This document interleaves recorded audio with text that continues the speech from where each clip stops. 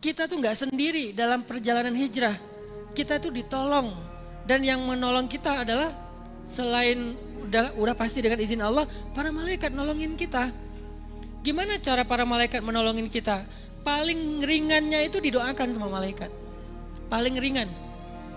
Lebih luasnya lagi, para malaikat itu akan Allah utus untuk membantu kita dalam banyak urusan.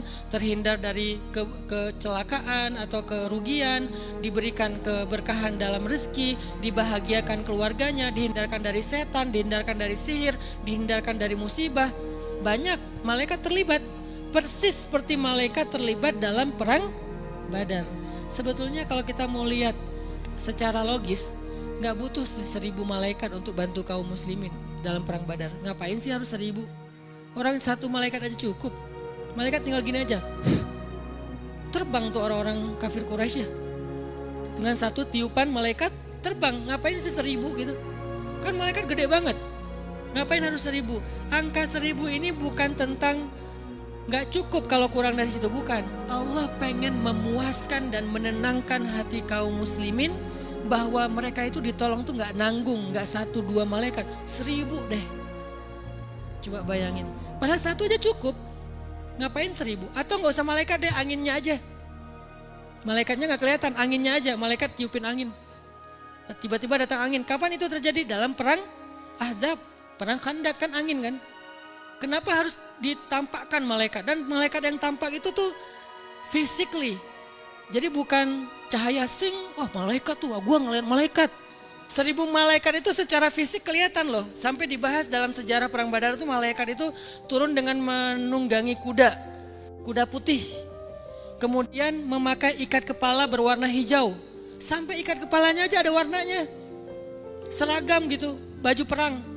Ikat kepala berwarna hijau, membawa panah.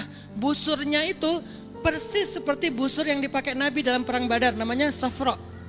Nabi itu punya kurang lebih sekitar 6 busur.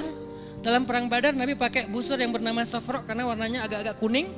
Dan malaikat pakai busur yang persis curve-nya itu kayak busurnya Nabi. Supaya kita seragam loh gitu seolah-olah. Kita nih satu geng loh, kita nih satu pasukan loh. Aku bagian dari kalian loh. Jadi perang Badar itu bukan 300 sekian lawan 1000. 1300 sekian lawan 1000. Jadi 1300 lebih.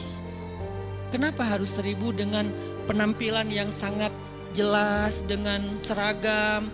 Kemudian mereka datangnya berangsur-angsur, nyamber, naik lagi, datang berikutnya nyamber, naik lagi, datang lagi nyamber. Ketika nyamber di bawah itu debunya ngepul, terus pas udah debunya hilang, orang-orang udah bergelimpangan mati, orang-orang kafir Quraisy.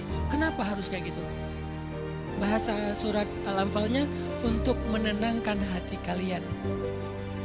Jadi tidaklah kami turunkan malaikat kecuali untuk menjadi ketenangan dalam hati kalian. Artinya gak usah khawatir gitu maksudnya. Kalau kalian mengambil peran hijrah, la tahzan, gak usah khawatir. Kami gak akan membiarkan kalian sendiri, akan kami tolong. Kalau perlu aku kirim nih 1000 malaikat. Dan malaikat itu bukan malaikat biasa yang dikirim, malaikat prajurit. Coba bayangkan manusia, bukan sipil yang dikirim, bukan sipilnya malaikat.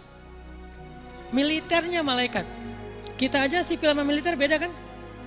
Sipil ya keren sih. Militer gagah ya.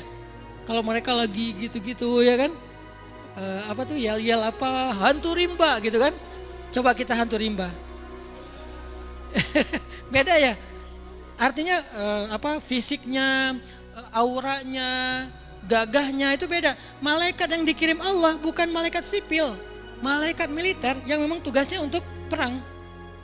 Ini kan dahsyat banget. Apa pelajaran di sini? Wahai orang-orang yang mengambil peran yang sama dengan muhajirin, yaitu berhijrah, pengen memperbaiki diri, pengen memperbaiki hidupnya, pengen lebih dekat sama Allah, pengen meninggalkan masa lalunya yang kelam. La tahzan, jangan khawatir, kalian gak sendiri kata Allah.